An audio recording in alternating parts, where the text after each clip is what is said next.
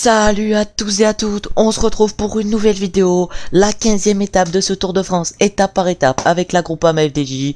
Dans la dernière étape, on s'était réimposé avec Gaudu, je crois notre 5e ou 6e victoire d'étape depuis le début de ce Tour de France. On s'était imposé devant Martinez et Tadej Pogacar, et du coup au général on était revenu à 3 minutes 43 de Pogacar, qui a toujours masse avance sur nous. Et du coup maintenant on va aller voir le profil de cette 15e étape, une étape qui va être, je crois bien, une étape de plaine.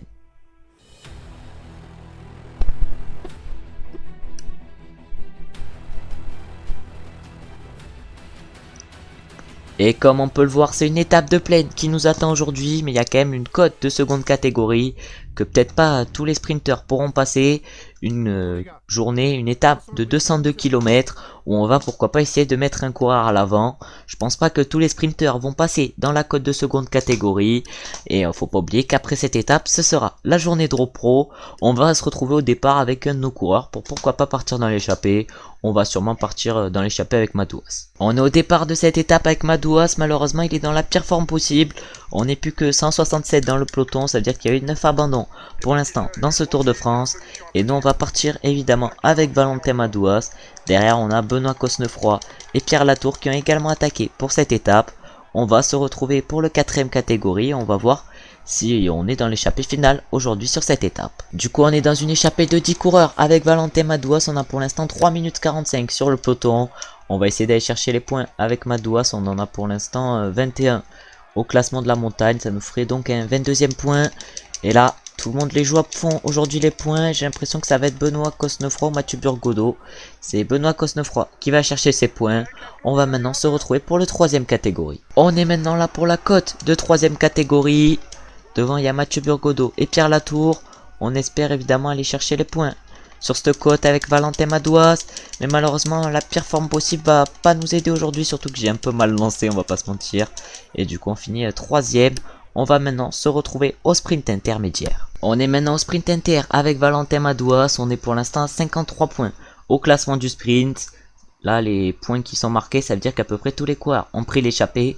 Burgodeau, lui, est à 94 points au classement du sprint.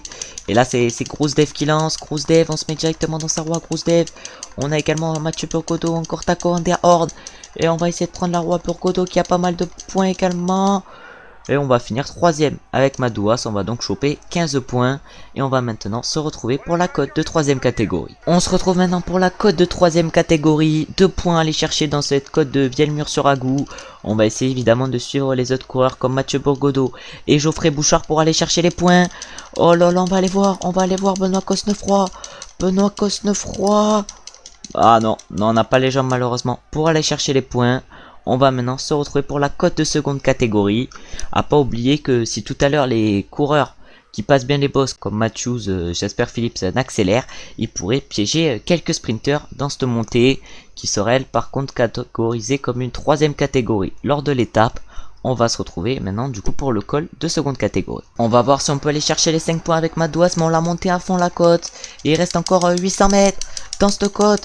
On a toujours 2 minutes 40 d'avance sur le peloton, limite on peut peut-être aller jouer la victoire d'étape. Aujourd'hui on va pas finir en tête, ça c'est sûr. On va même pas finir dans les 4 premiers malheureusement. Mais on va se retrouver en bas où on peut peut-être jouer la victoire avec Valentin Madouas. Et malheureusement on a craqué avec Madouas, on va du coup prendre Gaudu dans cette fin d'étape. On va essayer pourquoi pas de faire le sprint avec Gaudu. L'échappée qui vient de se faire reprendre à un peu moins de 6 km de l'arrivée. Et devant c'est l'équipe de Fabio Jakobsen qui est en train de rouler, c'est-à-dire la Quick Step Alpha Vinyl. Est-ce qu'ils vont rouler pour que ça soit encore Wout? Ah là c'est encore Wout van Aert qui s'impose, c'est aberrant. Vu que ça voudrait dire qu'avec Wout van Aert on s'est partagé presque toutes les victoires d'étape. Wout van Aert, Gaudu.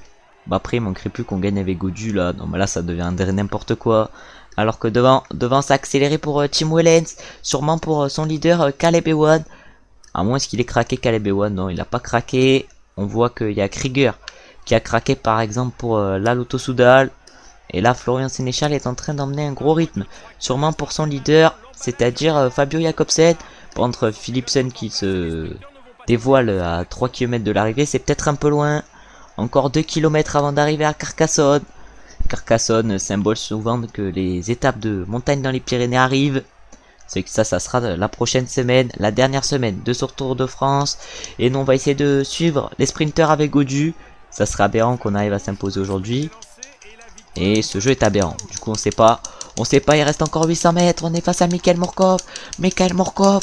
On a lancé trop tôt, malheureusement. Mais on a peut-être pu aller chercher quelque chose. Non.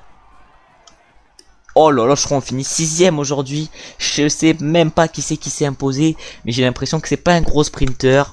On va aller voir les podiums pour voir qui c'est qui s'est imposé sur cette étape. Parce que je vois pas du tout qui c'est. Et du coup, sur cette étape, c'est un coureur de la Trek qui s'est imposé. Mais ça doit sûrement être Jasper Stuyven ou Mats Pedersen. Je pense que c'est Stuyven qui s'est imposé. Non, c'est Mats Pedersen. Mais vu qu'on voit pas ses liserés de champion du monde sur le jeu, j'ai cru que c'était Jasper Stuyven. Et là, du coup, Pogacar garde son maillot jaune. Van Aert garde son maillot vert. Guillaume Martin garde son maillot à pois. Et le maillot blanc est toujours pour Tadej Pogacar. Aujourd'hui, bon, sur cette étape, il s'est pas passé grand chose. L'étape s'est jouée au sprint. On fait une place insane avec Gaudu au sprint, ce qui est clairement honteux. Je crois qu'on fait 5ème ou 6ème. C'est clairement insane de faire une place comme ça au sprint avec Gaudu. Faudrait d'abord que l'écran s'affiche un peu, parce que là l'écran noir c'est un peu chiant. Voilà, on fait 6ème avec Gaudu au sprint. Van Aert fait 5. Van Aert par exemple fait 5. Pogacar après fait 12. Caleb Ewan fait 4. Philipsen 3. Ah, c'est Kort Nielsen que j'ai vu de l'AIF qui a fait 2. Kort Nielsen qui a remporté la 10ème étape. J'ai clairement tourné tous les épisodes en différé depuis tout à l'heure. Du coup, la 10ème étape pour moi, c'était tout à l'heure. Et du coup, Kort Nielsen pour moi s'est imposé du coup tout à l'heure. Du coup, au classement général, aucun écart. On a combien de points avec Gaudu? Au classement du sprint, on est qu'à 82 points de Wout van Aert. En tout cas, merci d'avoir regardé la vidéo jusqu'à maintenant. On se retrouve mardi pour la prochaine étape, la 16ème étape de ce Tour de France. Je sais pas où elle arrive. N'hésitez pas à liker, commenter, vous abonner. Ciao, ciao, ciao!